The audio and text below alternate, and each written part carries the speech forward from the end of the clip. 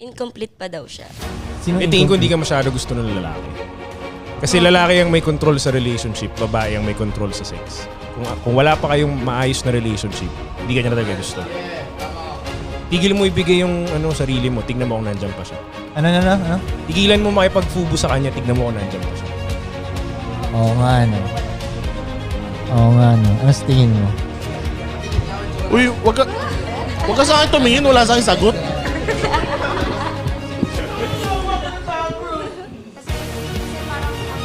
Ang dating kasi niyan parang kaya kanya sinasamahan kasi may nakukuha siya sa'yo, may napapakinabangan siya sa'yo. Stop dating. Nagbe-benefit pa siya sa'yo. So once na tinigilan mo yun, tignan mo nga, bunin ka pa rin niya. May attachment issue nga yung Nagbe-benefit din kasi siya. Queen's TV.